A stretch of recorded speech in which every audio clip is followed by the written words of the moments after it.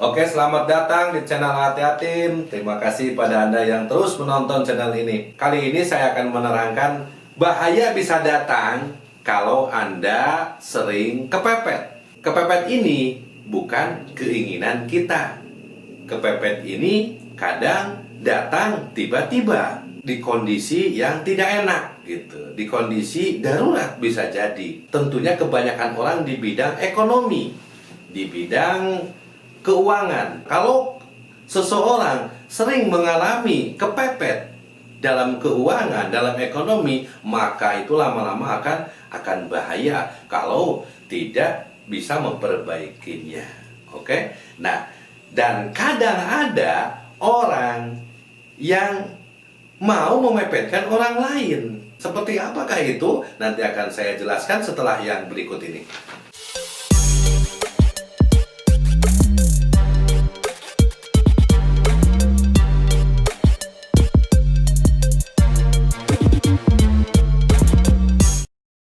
Selain kita kepepet, kadang kita kepepet itu karena ulah kita sendiri, itu bisa jadi. Contoh, kita kepepet uang. Kita kepepet uang itu karena kita tidak bisa mengatur uang. Yang tadinya contoh uang 1 juta untuk 1 bulan, contohnya misalnya, nah ini habis seharian, kita jadi kepepet. Itu salah siapa? Itu salah kita, karena kita tidak bisa mengatur uang tersebut. Ada juga uang kita punya 1 juta misalnya, dipepet sama orang lain atau dicopet atau gimana caranya lah. Yang penting kita tuh dipengaruhi sama dia supaya uang kita itu habis. Nah setelah itu juga sama, kita itu dipepet.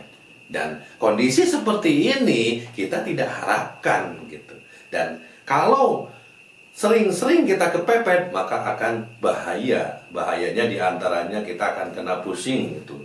Akan kena pusing, akan kena stres, akan kena depresi, dan lain sebagainya. Nah, kepepet ini, kadang kalau orang kepepet, bahayanya ini orang bisa masuk penjara. Contohnya, orang itu dengan kepepet mencuri. Orang itu karena kepepet, dia mencuri barang orang lain. Makanya pas ketahuan dia digebukin. Nah itu bahayanya di antara. Makanya jangan sampai kita kepepet uang. Tentunya kita harus bisa mengatur uang, menghemat uang.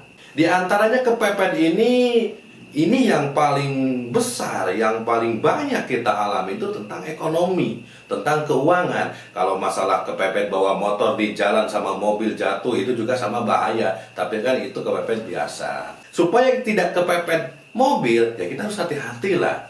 Gimana caranya kita supaya tidak kepepet mobil, dan gimana caranya supaya kita tidak kepepet uang.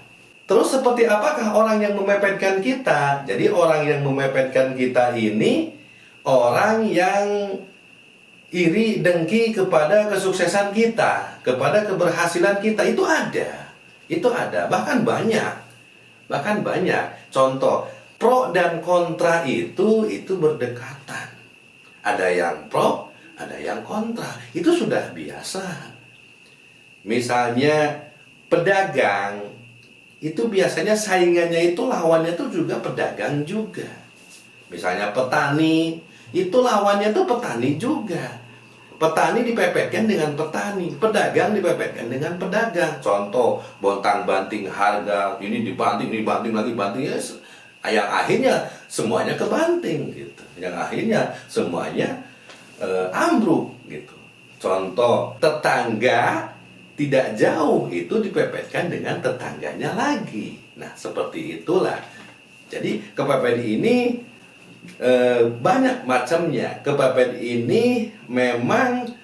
ini kadang kita pernah alamin. Oke, tidak apa-apa kalau kita sudah pernah ngalamin, nggak apa-apa. Tapi setidaknya kita bisa tahu, bisa mengatasi gimana caranya supaya kita tidak kepepet. Maka seperti itulah, kita harus bisa menghemat dan kita harus bisa berhati-hati. Oke, itu diantaranya. Nah, mungkin begitu saja penjelasan dari saya tentang kepepet, bahaya bagi orang yang sering kepepet. Satu kali aja kepepet itu bisa bahaya, apalagi sering. Jadi diusahakan kita jangan sampai kepepet. Syukur-syukur kita bisa menolong orang lain yang kepepet. Nah, itu lebih bagus. Oke, terima kasih. Mudah-mudahan video ini bermanfaat buat Anda. Salam dari saya, hati-hati.